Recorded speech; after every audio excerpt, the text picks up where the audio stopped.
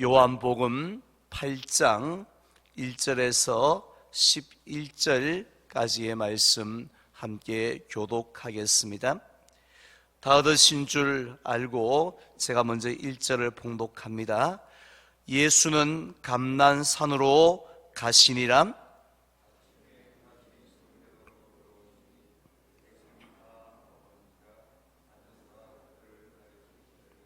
서기관들과 바리새인들이 음행 중에 잡힌 여자를 끌고 와서 가운데 세우고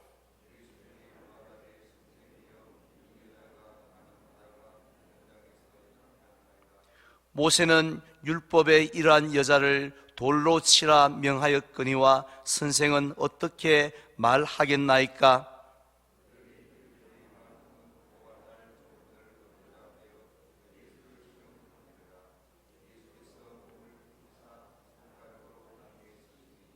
그들이 묻기를 마지 아니하는지라. 이에 일어나 이르시되 너희 중에 죄 없는 자가 먼저 돌로 치라 하시고, 그들이 이 말씀을 듣고 양심의 가책을 느껴 어른으로 시작하여 젊은이까지 하나씩 하나씩 나가고 오직 예수와 그 가운데 섰는 여자만 남았더라.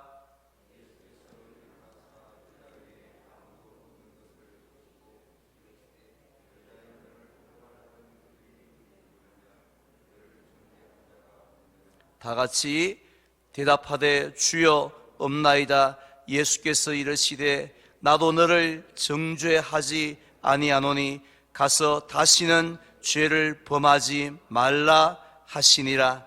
아멘. 할렐루야. 네, 어젯밤에도 잘 주무셨습니까?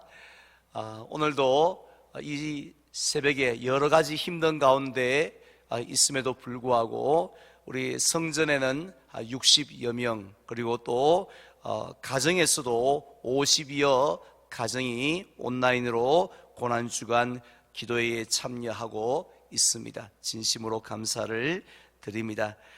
히브리서 12장 2절에 보면 예수님을 가리켜서 믿음의 주요 온전케 하시는 이라고 말씀하고 있습니다. 여기서 온전케 하신다 하는 것은 우리가 하나님 앞에 설 때에 조금도 부끄럽지 않도록 또 부족함이 없도록 완전하게 하도록 날마다 변화시키시는 분이시다라는 의미입니다.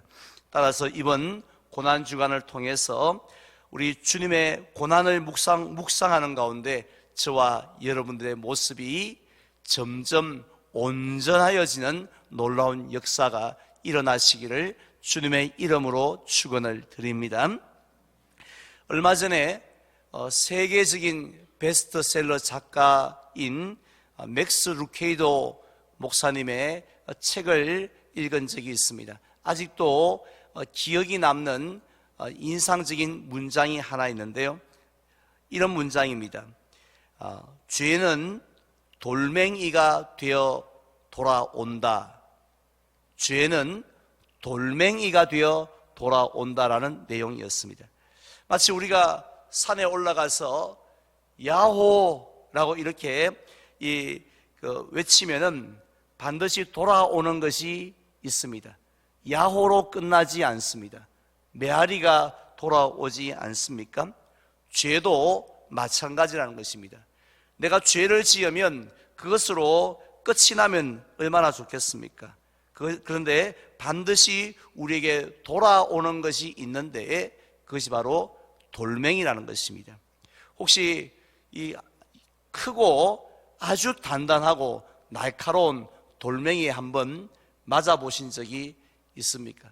저는 제 기억으로 초등학교 때 시골에서 아이들하고 이렇게 심하게 놀다가 이 돌멩이에 맞아서 이 뒷머리에 막 피를 많이 흘렸던 그런 기억이 나는데요. 돌멩이에 맞으면 살이 찢어집니다. 피가 흐릅니다. 그리고 또 얼마나 아픕니까? 멍이 들기 때문에. 죄를 지었을 때도 그러하다는 것입니다.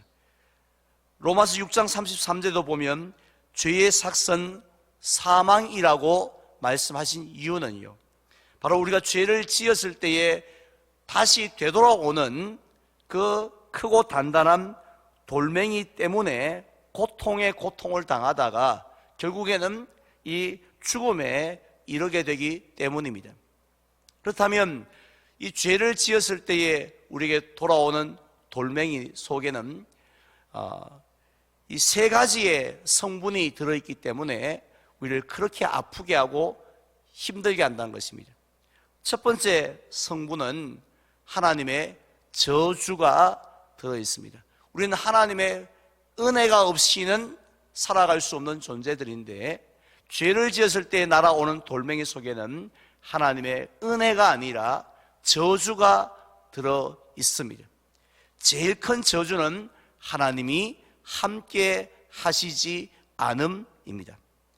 두 번째 성분은 수치감이 들어 있습니다. 부끄러워서 견딜 수 없습니다. 아무리 합리화시키고 아무리 자신에게 많은 변명들을 내세운다 할지라도 그 부끄러움 감정을 이길 수 없다는 것입니다. 세 번째 성분은 죄책감입니다. 하나님의 저주와 수치도 고통스럽지만 이 죄를 지었을 때 찾아와서 우리를 괴롭히는 그 죄책감이라는 것도 사실은 말로 다 표현할 수 없는 고통 중에 하나입니다. 실제로 다윗이 그랬지 않습니까? 우리아의 아내인 바세바와 간음을 하였을 때에 시편 32편에서 어떻게 고백을 합니까? 내가 입을 열지 아니할 때에, 즉 하나님 앞에 회개하지 않았을 때는 종일 신음함으로 내 뼈가 쇠하였도다 라고 했습니다. 자신의 뼈가 쇠할 정도까지 고통스러웠다라는 것입니다. 그런데 오늘 우리에게 주신 본문 말씀에 보면 자신에게 날아올 수많은 그 죄의 돌멩이를 두려워하고 있는 한 사람을 만날 수가 있습니다. 그가 바로 현장에서 간음하다가 붙잡힌 여인이었습니다. 먼저 2절에 보면은 예수님께서는 마치 우리가 이렇게 아침 일찍 성전에 모이고 또 가정에서 깨어서 기도에 나온 것처럼 우리 예수님도 감람산으로 나아가셨다가 다음날 아침 일찍 성전에 올라오셔서 하나님 나라의 복음을 가르쳤습니다. 아마도 그 자리에 그 말씀을 듣기 위해서 모였던 많은 사람들은 그 예수님의 말씀을 들으면서 깜짝 놀라지 않을 수가 없었습니다. 왜냐하면 예수님의 그 가르침은 지금까지 그들을 가르쳤던 서기관들의 가르침과는 너무나도 달랐기 때문입니다. 그래서 사람들이 이야, 이 말씀이 이런 뜻이었구나 하고 그들이 말씀의 진리를 깨닫고 하나님의 말씀 속으로 한참 깊숙이 빠져들고 있는 바로 그 시간에 어디선가 웅성웅성 하면서 사람들이 그 자리에 몰려 들어오기 시작을 했습니다. 예수님이 말씀을 멈추시고 그들을 바라보았을 때 누가 찾아왔습니까? 서기관들과 바리새인들이 찾아왔는데 누구를 이끌고요? 현장에서 간음하다가 잡힌 여인을 끌고 왔습니다. 그리고는 묻습니다. 이 여인을 어떻게 하는 것이 좋을지 선생님 대답해 주십시오 라고 했습니다. 물론 그들이 이런 질문을 한 것은요, 어떻게 해야 될지 몰라서 그랬던 것이 아니었습니다. 그들은 신명기 22장에서 또 레위기 18장에서 이런 여인들을 어떻게 처리해야 될 것인가에 대해서 너무나도 토시 하나 틀리지 않고 답을 알고 있었음에도 불구하고 예수님을 시험하기 위해서 질문을 한 것입니다. 이런 대화들이 예수님과 그들 사이에 오고 가는 동안 그 여인에게는 무엇만 보였겠습니까? 현장에 끌려온 그 여인의 눈에는 딱 한 가지밖에 보이지 않았습니다. 그것은 바로 돌멩이였습니다. 어른이나 젊은이나 서기관이나 바리새인들이나 다 손에 꽉 쥐고 있는 이만한 단단한 날카로운, 그래서 맞으면 찢어질 것 같고 결국 죽을 것 같은 그 돌멩이가 보였습니다. 왜냐하면 신명기 22장에 보면 간음을 한 남자와 여자는 반드시 죽일지니라, 반드시 죽일지니라라고 반드시란 단어를 써서 하나님께서 명령하셨기 때문입니다. 따라서 그 여인도 지금 사람들이 들고 있는 저 돌에 내가 맞아 죽을 것이라고. 보통 그러지 않습니까? 야, 나는 죽을 때 어떤 모습으로 죽을까? 사실 그게 다들 궁금하지만 알 수 없는데 지금 여인은 이제 알았습니다. 아, 내 인생이 이 땅에 태어나서 지금까지 살아왔는데 마지막 마침표는 저들이 들고 있는 돌에 맞아 죽는구나. 그리고 저 돌이 한두 개가 아니기 때문에 결국 내 무덤은 저 돌로 인한 돌무덤으로 그렇게 내 무덤이 되겠구나 하는 것을 직감할 수 있었습니다. 바로 이런 상황에서 예수님은 어떻게 그들에게 대답을 하십니까? 6절에 보면 먼저 땅에 무엇인가 쓰셨다라고 했습니다. 뭘 쓰셨는지 우린 모릅니다. 그렇지만 쓰신 다음에 그들에게 이렇게 말씀하십니다. 너희 중에 죄 없는 자가 먼저 돌로 치라 라고 하십니다. 그리고 또 다시 뭔가를 땅에 쓰셨다고 했습니다.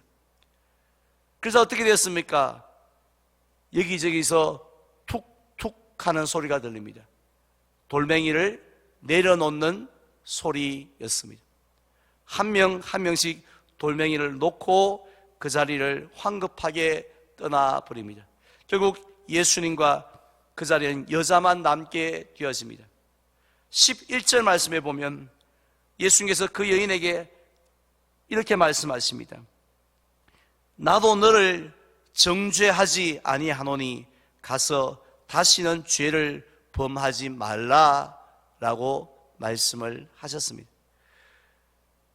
분명히 율법에서는 반드시 죽여야 된다라고 했고 또 그 자리에서 돌에 맞아 죽어도 이 여인은 입이 100개라도 할 말이 없는 사람이었음에도 불구하고 왜 예수님은 그 자리에서 그 여인을, 그것도 현장에서 물증이 없는 것도 아니고 심정만 있는 것도 아니고 현장에서 잡힌 그 여인에게 내가 너를 정죄하지 않는다라고 말씀하신 이유가 무엇일까요? 단순히 우리 예수님이 마음씨가 착해서 눈 감아 준 것은 아닌 줄 압니다. 그 이유는 십자가 때문인 줄 믿습니다. 얼마 후에 지실 십자가를 예수님이 생각하셨기 때문입니다. 즉 예수님께서는 여인이 직접 맞아야 할 그 죄의 돌멩이를 십자가 위에서 대신 다 맞아주실 것이기 때문이었습니다. 우리 예수님은 십자가 위에서, 결국 예수님은 십자가 위에서 그 여인이 받아야 할 저주를 예수님이 다 받으셨지 않습니까? 나의 하나님 어찌하여 나를 버리시나이까 하면서 하나님의 모든 저주를 한 몸에 예수님이 다 받으셨는데 그 속에 여인이 받아야 할 저주도 들어있었습니다. 두 번째로 모든 수치를 다 당하셨습니다. 침뱉음을 당하시고 모욕을 당하셨습니다. 누구 대신에요? 여인 대신에. 마지막으로 죄책감의 고통도 당하셨습니다. 여인 대신에 당하십니다. 그리고 마지막으로는 예수님의 무덤은 그 돌로 되어진 돌무덤에 안장되셨습니다. 이제 저는 말씀을 맺으려고 합니다. 오늘 우리들도 간음하다가 잡힌 여인처럼 우리가 지은 죄와 허물로 인해서 돌멩이에 맞아 죽어야 마땅한 죄인들입니다. 하나님의 저주가 들어있는 돌멩이, 수치감, 결코 이겨낼 수 없는 죄책감의 돌멩이에 맞아 죽어야 하는 그런 죄인들입니다. 그런데 이사야 선지자가 말씀했던 것처럼 예수님께서 대신 그 돌멩이를 맞으심으로 우리가 평화를 누리고 나음을 입은 줄 믿으시기를 바랍니다. 오늘 우리가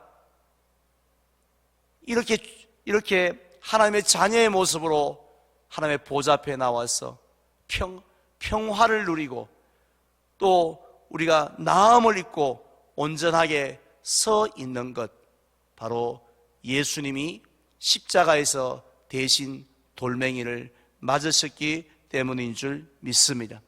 오늘 한 날도 바로 이 예수님 바라보시면서 저와 여러분들의 모습이 주님을 닮아가고 변화되어지는 귀한 한 날 되시기를 주님의 이름으로 축원을 드립니다.